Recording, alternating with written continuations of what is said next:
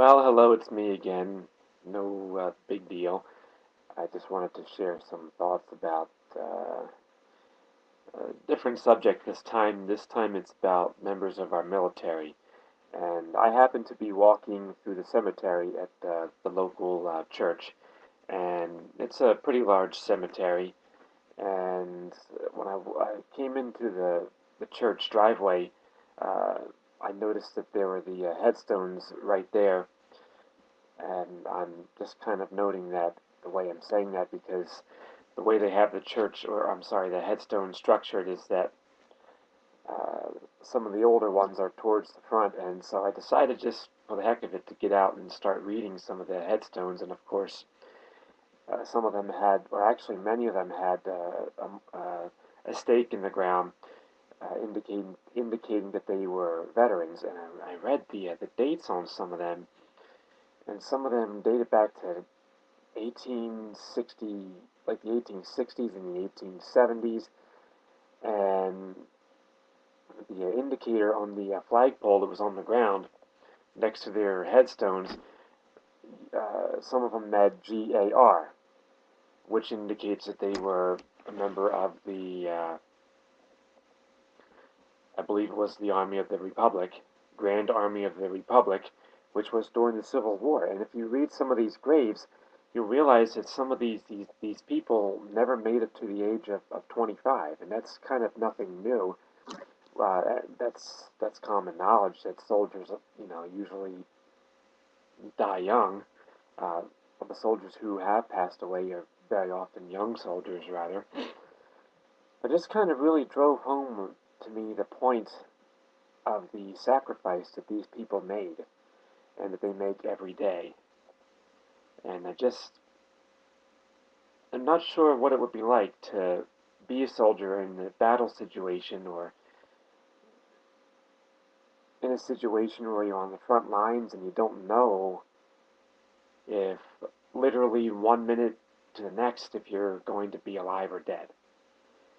And the fact that these individuals are giving their lives up for Americans that they don't even know, putting their lives on the line for the common defense of people they don't even know, a lot like Christ did.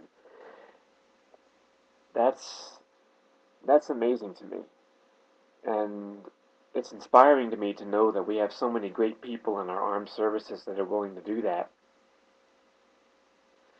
But in a way, it's kind of saddening too, because when you read these gravestones, these headstones, somebody didn't make it past 22 years old.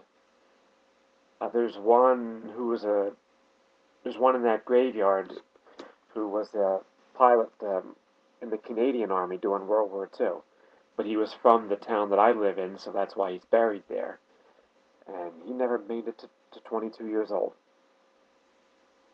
And that just blows my mind. I mean, I'm 30, and still, that's obviously still pretty young, but 22 and even 25, that's,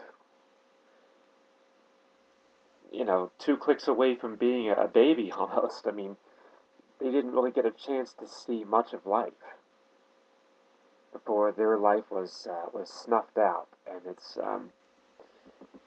just put things into perspective how lucky I am to be alive and how lucky I am to be an American and have these people fighting for me. And God bless any and all members of our armed forces because they do things that I don't know if I would be able to do. Especially those who are fighting on the front lines. They're able to think under pressure in a way that I don't know if I would be able to.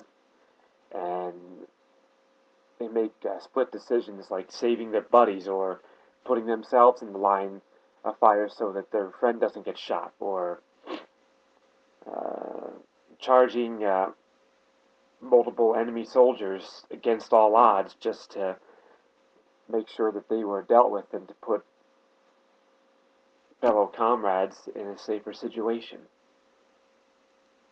And that's a big deal to me. But I sometimes just wonder, sitting there looking at these gravestones, just you can't help but wonder what these people were like. What were their likes and dislikes? What were their goals in life. And, what is it that they thought of when they were fighting the war that they fought in? And of course, we'll probably never know unless we have letters and things like that. But it's just amazing to me to see those names on the headstones like that at such a young age, and having passed away for such an incredible cause as to defend your country. And I just have nothing but the utmost of love and respect for the soldiers.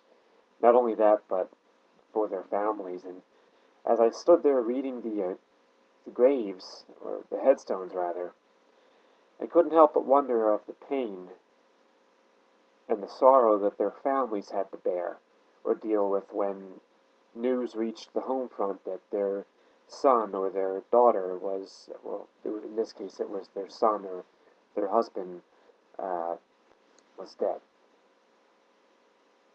I mean, it's every parent's worst nightmare to outlive their children. Yet for these poor, for the poor parents of these 10 or 15 soldiers that I looked at, that was a reality they had to face, having to bury their own son.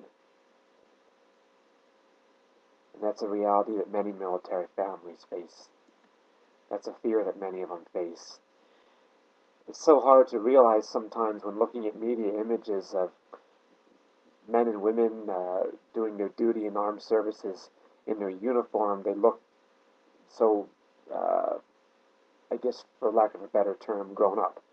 And you see these soldiers driving multi-million-dollar tanks and flying multi-million-dollar aircraft and operating weaponry that's worth thousands and thousands of dollars. And something to realize is that some of these people driving tanks are not even 19 years old. They're not even old enough to be able to drink alcohol legally.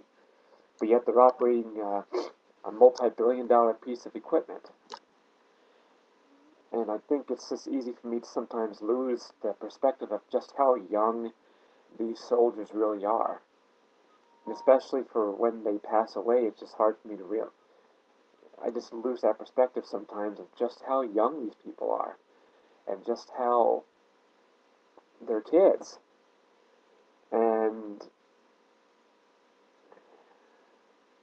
it gladdens me to realize these people would put their life on the line for me and my friends and my neighbors, people they don't even know. But it also saddens me that man still chooses to fight wars. And warfare is such a terrible thing for anybody to realize, but especially these kids to realize. Kids who would otherwise be, going to parties or having girlfriends and boyfriends and being with family members are in a battlefield fighting a very harsh reality, and a reality that's harsher than most of us will ever experience. And that just further elevates my respect for the military and my love for them. So if you are a veteran or an active duty and you're watching this, or you happen to know someone who is, may the Lord be with you, and God bless you always. And thank you for your service.